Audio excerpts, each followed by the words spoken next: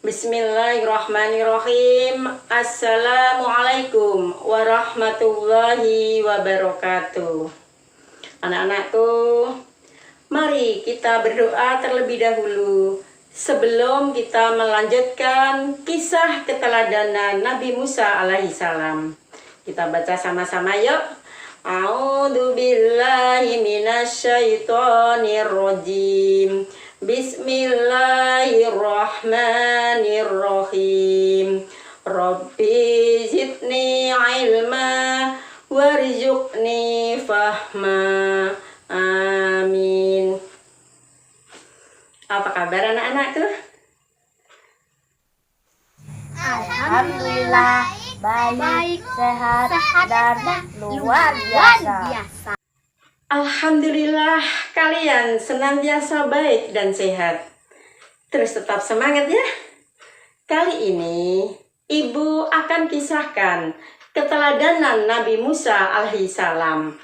Dengarkan dan perhatikan dengan baik.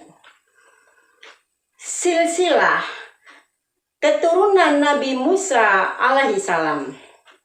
Nabi Musa alaihissalam adalah adik Nabi Harun. Nama ayahnya Imran bin Yasar bin Kohat. Silsilah keturunan Nabi Musa berlanjut sampai kepada Yakub bin Ishak bin Ibrahim. Nabi Musa alaihissalam lahir di zaman Raja Fir'aun. Siapa itu Fir'aun? Fir'aun itu adalah raja yang sangat kejam, suka berbuat kerusakan, raja yang sombong dan mengaku dirinya sebagai Tuhan. Pada suatu malam, Fir'aun bermimpi.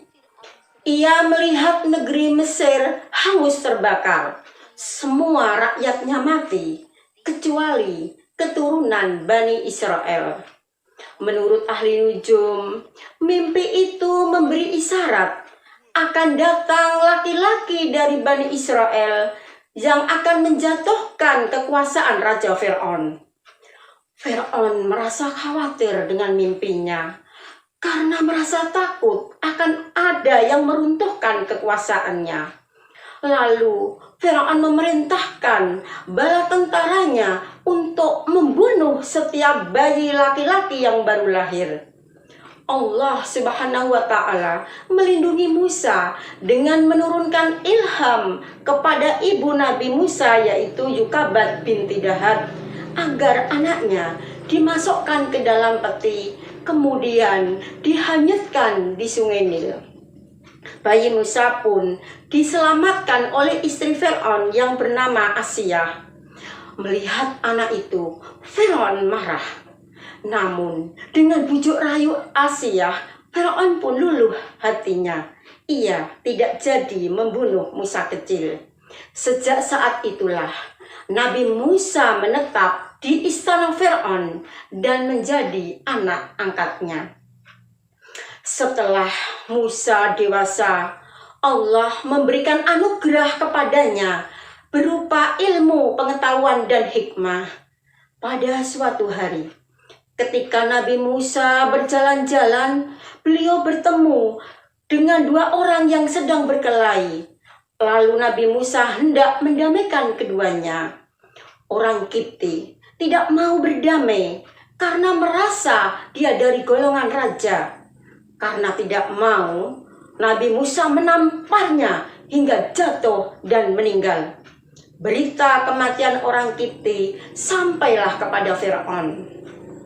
Lalu datanglah seseorang kepada Musa dan berkata, "Hai Musa, sesungguhnya pembesar-pembesar sedang berunding untuk membunuhmu. Keluarlah dari kota ini." Lalu Musa pun keluar dari Mesir menuju Madian untuk menghindari kaum kafir. Sesampai di negeri Madian, bertemu dengan dua orang gadis yang sedang menambatkan ternaknya atau tidak dapat meminumkan ternaknya. Kedua gadis tersebut adalah putri dari Nabi Syuaib alaihissalam. Karena anak-anak perempuan Nabi Syuaib mengalami kesulitan saat mengambil air, maka Nabi Musa menolongnya. Dan akhirnya Nabi Syuaib alaihissalam menjadikan Nabi Musa sebagai menantunya dengan dinikahkan dengan salah satu putrinya yang bernama Safura. Dengan mas kawin mengembala domba selama 8 tahun. Namun digenapkan oleh Musa menjadi 10 tahun. Singkat cerita, diangkatnya Nabi Musa menjadi Rasul. Ketika malam larut, dia melihat api. Api dari arah kanan gunung di barat. Musa berjalan ke arah api. Dia terpana dan terpaku menyaksikan apa yang dilihatnya. Di sanalah datang wahyu dari Allah. Kisah diangkatnya Musa menjadi nabi dan rasul terdapat dalam Al-Quran surah Toha ayat 9 sampai 22. Dan Allah memberi mukjizat kepada Nabi Musa alaihissalam.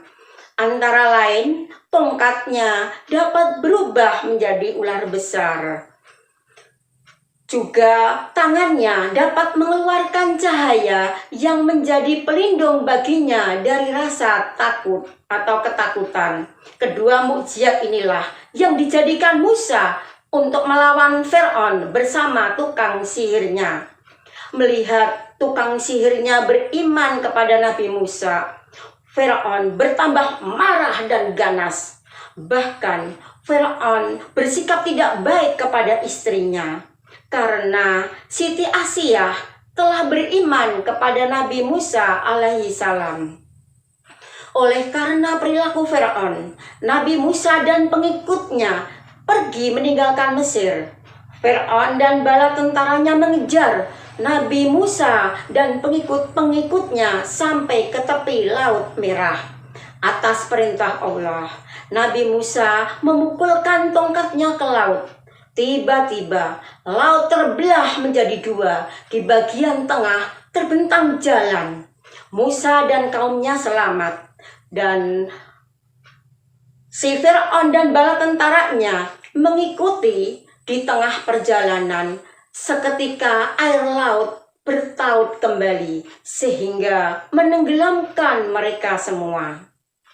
Nabi Musa banyak memberikan keteladanan dalam hidupnya. Di antaranya memiliki semangat untuk berdakwah, tidak berputus asa menghadapi tantangan dan rintangan. Setiap menghadapi kesulitan, hendaklah meminta pertolongan hanya kepada Allah. Menanamkan rasa kasih sayang dan tolong-menolong, berusaha mengajak orang lain kepada kebaikan dan mencegah kemungkaran, bersikap sabar dan tabah dalam menerima cobaan dan tantangan dari lawan. Nah, demikianlah kisah keteladanan Nabi Musa alaihissalam yang dapat Ibu sampaikan. Semoga bermanfaat.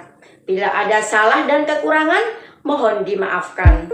Untuk tugas, kerjakan tugas mandiri 2 halaman 55 nomor 1 sampai 5. Dan tugas yang kedua, ceritakan kembali kisah keteladanan Nabi Musa alaihissalam di selembar kertas dengan bahasa kalian sendiri dan dikumpul di kotak tugas. Baiklah, mari kita tutup dengan lafal hamdalah bersama-sama. Alhamdulillahirabbil alamin. Wassalamualaikum warahmatullahi wabarakatuh.